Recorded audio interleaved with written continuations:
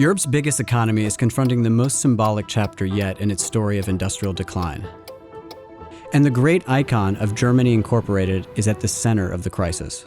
Volkswagen epitomizes German engineering. This is probably its most serious struggle in its history.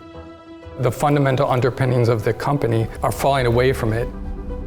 As are tens of billions of euros of its market cap value, which has plummeted to lows not seen since the aftermath of the financial crisis or VW's emission scandal. Management needs to find 17 billion euros in cost savings to stabilize the business, and it's ripping up its rulebook to find them. Volkswagen's historic move to consider factory closures in Germany for the first time in 87-year history. That has pitted Europe's largest car maker against its huge workforce and the governing bodies of cities built around its plants. And it's left everybody asking an existential question.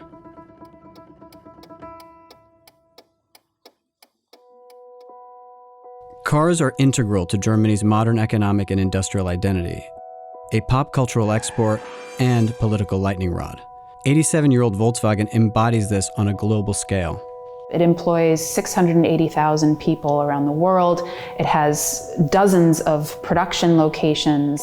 Millions of people, workers in other industries, are reliant on the business that they get from this company. It owns several household names. Some of those households are very wealthy indeed, while others descend from VW's principal demographic.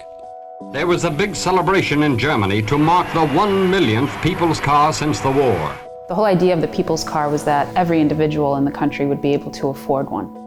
Decades later, in 2023, VW's portfolio generated 320 billion euros in sales, equivalent to about 7.5% of Germany's entire GDP from that year.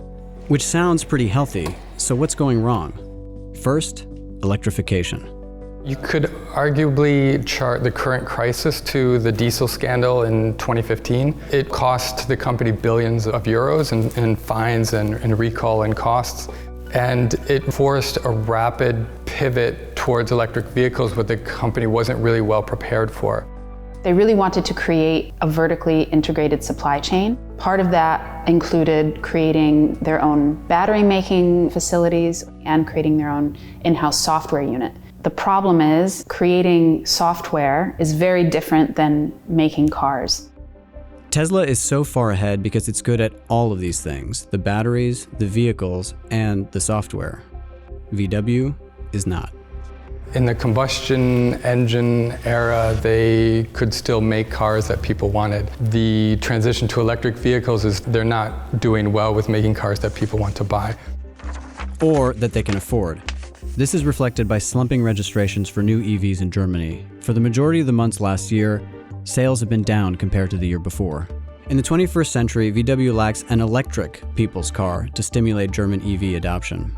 Volkswagen is emblematic of Germany's industrial struggles right now. And so the business model and the factors that led to Germany's decades-long kind of stable, successful economy is at threat. Which brings us to the second big problem, China. VW has been active in the world's second biggest economy for decades. But while China's been dealing with its own economic slowdown, its car makers have been churning out competitive electric vehicles at VW's expense in particular. Just look at the changing makeup of China's EV market. Local manufacturers have taken considerable share, while German brands, including VW's, have steadily declined. They slept on the competitive threat that Chinese car makers play. The expectation that German cars are just better. It wouldn't be controversial to say that Volkswagen, through its decades of success in China, grew a bit arrogant about its position there. VW has company in its struggle with macroeconomic headwinds. The European Commission is fighting back on behalf of EU car makers, and in late 2024 introduced controversial tariffs on Chinese vehicles. And so, to VW's third problem, its workforce. Volkswagen considers its first ever factory closures in Germany in an effort to cut costs as Europe's car industry struggles. The Volkswagen brand has 10 production locations within Germany that both make cars and components. Volkswagen management has said that as many as 3 of those factories could be at risk of closing or of restructuring. The pressure on VW's workforce is felt keenly here, Wolfsburg, in the German state of Lower Saxony. Wolfsburg is absolutely the symbol of Volkswagen inside Germany. It was the site of the first factory of the company. The factory itself is enormous. It's the size of Monaco, effectively. If Volkswagen ceased to exist in Wolfsburg, the city of Wolfsburg would also cease to exist. And in Germany, at this point in time, there's not as many stable jobs as there used to be. And like a VW worker, assembly line worker, was well-paid, blue-collar, middle-class kind of job.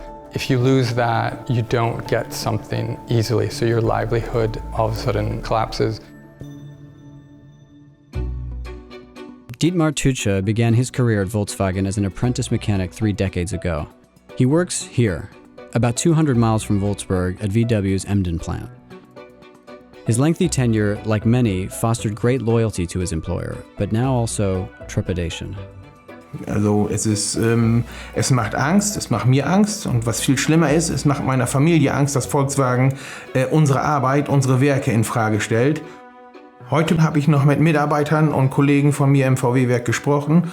Die blanke Angst weil alle gerade ihre Existenz sehr, sehr, sehr bedroht sehen. Nicht nur sie sehen ihre Existenz bedroht, sondern auch die Existenzen ihrer Kinder, die, wenn im Idealfall alles gut läuft, auch bei Volkswagen einen adäquaten Arbeitgeber bekommen hätten bzw. bekommen können. Volkswagen's turnaround efforts right now are being led by Oliver Blume, who is the chief executive officer of the whole group. And who's leading the charge to downsize. Which is a very controversial decision because you're picking a fight with the employees, which have a ton of power. So there's like 140,000 German employees at the VW brand, which have obviously political power, which in the other turn influences Lower Saxony, the state, which has a blocking minority. In accordance with historical laws particular to VW, regional government has voting powers in the company's corporate decisions, often allying with the workers' groups and at odds with investors. The state of Lower Saxony has 2 seats on Volkswagen's supervisory board. They, along with the 10 seats that sit on the supervisory board from the labor side, that means they have a majority, and that means it's in their interest to protect the locations within Lower Saxony from being closed. This tension fueled protests and heated negotiations between management and unions. There's lots of competing power players. That structure that makes Volkswagen very slow-moving. This has also hindered the ability of Volkswagen to make cuts to its operational costs that come from the labor side, because those are often not seen as being in the interests of the hundreds of thousands of workers that are employed at the company. One potential component of a restructured VW is giving a new life to its plants. There is precedent for a factory to be sold off to another car maker or to another company so that those jobs remain saved. But there would be a difficult irony for Germany to reconcile if that manifests. The likely buyer of any Volkswagen plant is probably going to be a Chinese manufacturer. Blume has characterized his company's crisis as truly demanding, but the restructure is progressing. On calls with investors, he said highly competitive new products are coming in 2025, while partnerships with EV companies in China are advancing well too. But then there's the US, where VW is facing another problem because it exports more vehicles there than anywhere else in the world. You know how many cars we have? Mercedes-Benz, and BMW, and all of the different Volkswagen, millions and millions of cars. We're going to put tariffs on them. It's a real risk that Volkswagen that we know of today doesn't exist in the same way in 5 to 10 years. Germany, the German government, the German system, the company itself will do everything to prevent that, but the transition is going away from Germany's traditional strength.